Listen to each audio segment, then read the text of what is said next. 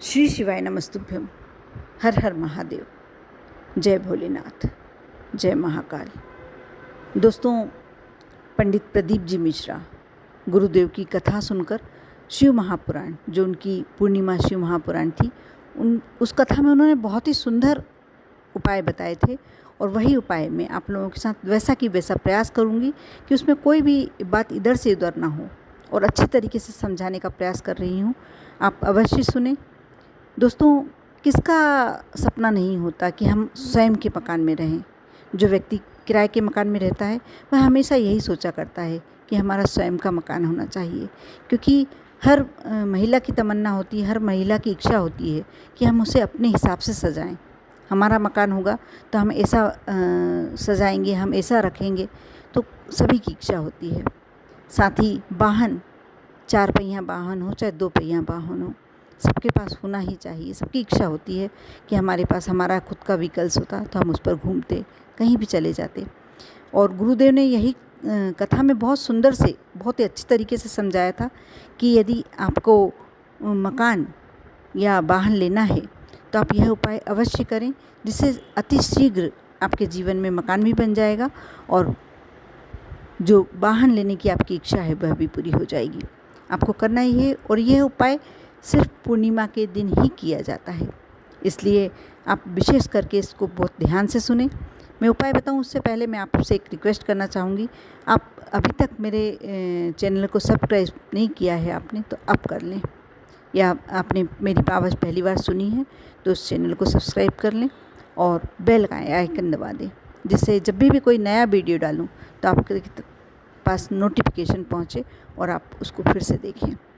दोस्तों, उपाय बहुत अच्छे तरीके से समझाने का प्रयास कर रही हूँ। आपको करना ही है कि पूर्णिमा, ये कार्य आपको शाम के समय करना है। पूर्णिमा के दिन आपके पास चांदी का कोई बर्तन होगा, गिलास, छोटी सी कटोरी, जो भी हो आपके पास, उसमें आप दूध ले लें। दूध कैसा लेना है? जब हम कोई पूजन के लिए कर लेते हैं, कोई उपाय करने के लिए जब कोई दूध लेते हैं तो कच्चा होना चाहिए। उसे गर्म किया हुआ दूध नहीं उपयोग में लेते हैं, इसलिए कच्चा दूध लेना है। प्रयास करें कि आपको गाय का दूध मिल जाए। इस उपाय को यदि आप गाय के दूध से करेंगे तो ज़्यादा श्रेष्ठ होगा। आपके पास यदि चांदी का बर्तन है तो बहुत ही श्रेष्ठ बात है। आप चांदी के बर्तन में सुबह से जब आप पूजन करते हैं तो उस बर्तन को, छोटा सा गिलास और कटोरी ले लें और उसे पूरा दूध से भर लें। अब गर्मी के दिन चल रहे हैं तो हो सकता है कि वो दूध फट जाए, और इसलिए आपको शाम के समय भी आप दूध लाकर रख सकते हैं। ये दूध आपको कहाँ रखना है? आपको अपने घर के मंदिर में, माँ लक्ष्मी जी के चरणों के पास। आपने यदि प्रतिमा, फोटो या नहीं भी है तो आप अपने घर के मंदिर में एक कटोरी से ढक के रख दीजिए। अब रात, यदि आपने काम शाम को किया है तो थोड़ी देर बाद आप जब भी चंद्रमा निकले तो आपको ये कार्य करना है कि उस कटोरी या गिलास, जो भी, यदि आपके पास चांदी का बर्तन नहीं है तो आप स्टील का बर्तन भी ले सकते हैं।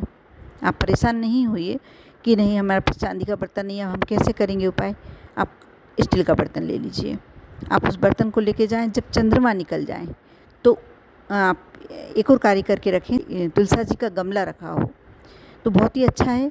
नहीं रखा है तो आप सुबह से ऐसी व्यवस्था कर लें कि तुलसा जी का छोटा सा गमला यदि आपके पास ऐसा है कि आप उठा कर रख सकते हैं, तो आप एक दिन के लिए वो छत पर रख लें।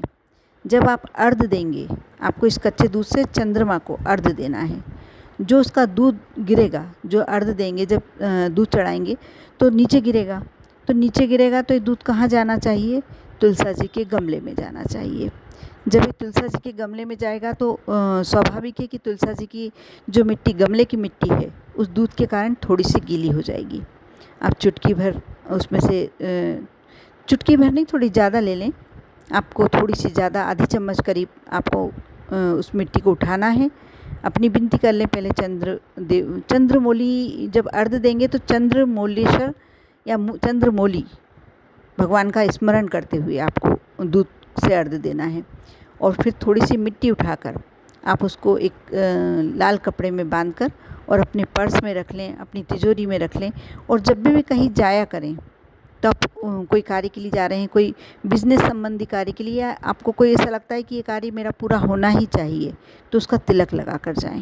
छोटा सा तिलक, बिल्कुल ऐसा लगाएं कि किसी दूसरे को ना दिखे, अपने को होना चाहिए कि ज़रा सी मिट्टी ली, अपने सिर पर माथे पे लगा ली अपन ने और चले गए। आप देखना उस कार्य में आपको सफलता मिलनी ही है, ये बिल्कुल पक्की बात है। और यदि बिज़नेस पर्पज़ से आप जाते हैं, जब सुबह आप अपना व्यवसाय के लिए प्रतिष्ठान खोलने जाते हैं और जाकर आप तो उस मिट्टी को तिलक करके जाते हैं, तो आपके प्रतिष्ठान में उतनी ज़्यादा से ज़्यादा आपको ग्राहकी दिखने लगेगी।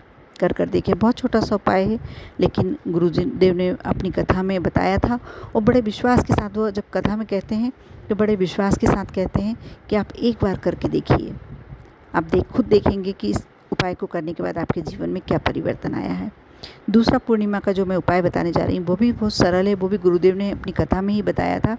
आपको करना ये है कि आपके घर में कोई, परिवार में कोई ऐसा बीमार व्यक्ति है कि बहुत ज़्यादा बीमारी से ग्रस्त है, तो आप एक पीपल का पत्ता ले लें और उसमें थोड़े सा चावल के दाने, 8-10 चावल के दाने पीपल के पत्ते में डाल लें और उसको अक्षत होना चाहिए, चावल के दाने टूटे फूए नहीं होना चाहिए। आप उसको रात्रि के समय, सबसे पहले तो आप जो व्यक्ति बीमार है उसके हाथ में दे दें, वह सीधे हाथ में लेकर और अपने ऊपर से 21 बार उस चावल के जो पीपल का पत्ते पे चावल के दाने रखे हुए हैं उतार लें। उतारने के बाद वह बाहर ले जाकर अपने घर के जो मेन डोर होता है उसके बाहर रख दें। उसके बाद जब सुबह उठे, दूसरे दिन जब प्रतिपदा एकम तिथि आए, सुबह उठे, उस पीपल के पत्ते को वह व्यक्ति जो बीमार है 3 बार ज़ोर ज़ोर से श्वास लेकर और सूंघ ले, और उसको ले जाकर कोई, यदि आसपास तालाब, बावड़ी, नदी है, बहता हुआ जल है, अभी गर्मी के दिन है तो बहता हुआ जल तो शायद नहीं मिल पाएगा, तो आप कोई बड़े वृक्ष के नीचे, जैसे पीपल के वृक्ष के नीचे, बेलपत्री के वृक्ष के नीचे या नीम के वृक्ष के नीचे उस पत्ते को डालिए आएँ। जो चावल है वो चिड़िया, जीव जंतु खा लेंगे, और जो पत्ता है उससे कोई फ़र्क नहीं पड़ना। आप देखना आपकी उसकी बीमारी में सुधार होने लगेगा और जल्दी ही वह स्वस्थ नज़र आने लगेगा। कर देखिए, बहुत छोटा सा उपाय है, बहुत साधारण सा उपाय है, आप करेंगे तो आपको अवश्य उसका फ़ायदा मिलेगा।